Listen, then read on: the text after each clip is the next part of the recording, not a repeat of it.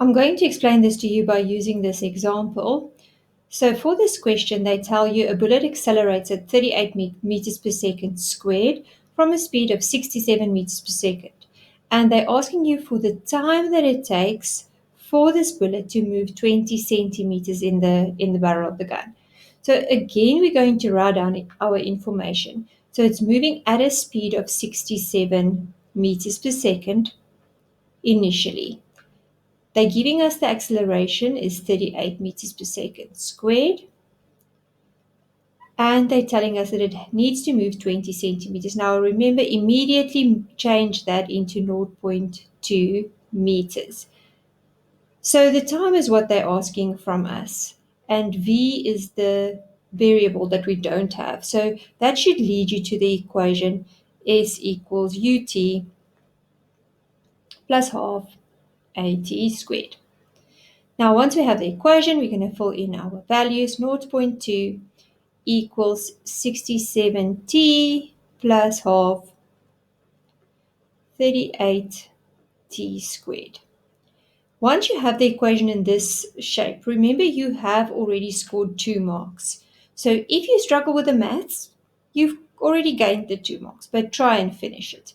Now we need to change this into the form ax squared plus bx plus c. So let's do that.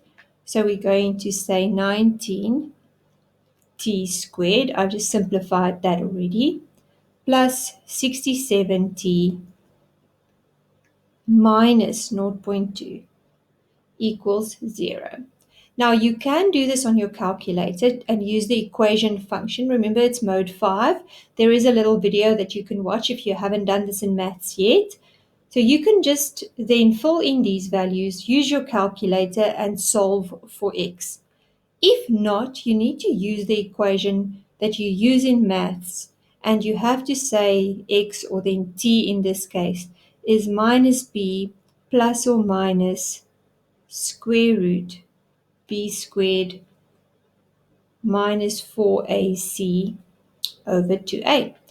This equation you do not get on your information sheet, so I would really say it would be in your will be good for you if you go and figure out how to do this on your calculator if you don't know this already, because it takes a few seconds and immediately you will have your values for x. And you will see that the two values that we get is going to be a t equals 0.00298. And remember, when you have so many zeros after the comma, we would rather you write it in scientific notation. So this will be 2.98 times by, if you look at it, 1, 2, 3, 10 to the minus 3 seconds. You can just change your calculator into scientific notation again. Or the other value that you're going to get is minus 3.529. Now remember what we said in the beginning when we started doing this, is that time is a scalar and we are not looking at the negative times. So the answer then immediately will be the positive answer. So you've got example 13 in your notes. So this is just another application. So I'm not going to spend too much time on this. I want you to now go and do example 13. And once you've done example 13, you can come back and mark it.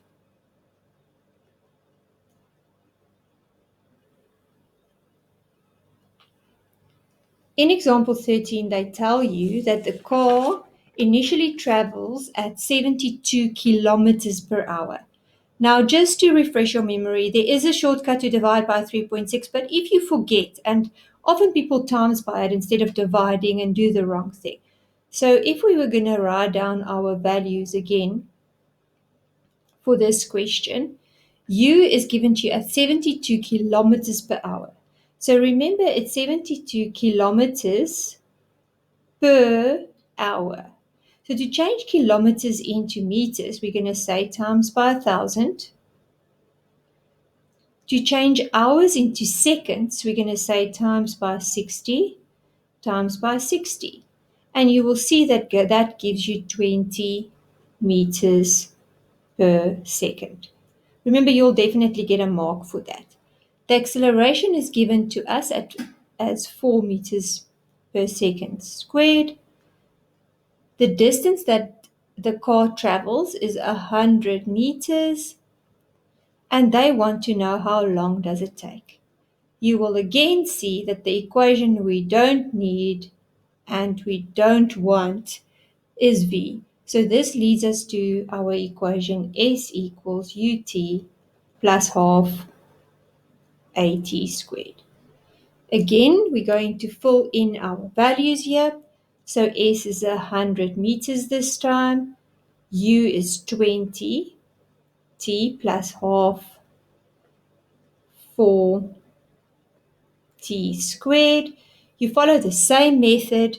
You just simplify the equation, and you can also simplify it more and say that 50 equals 10t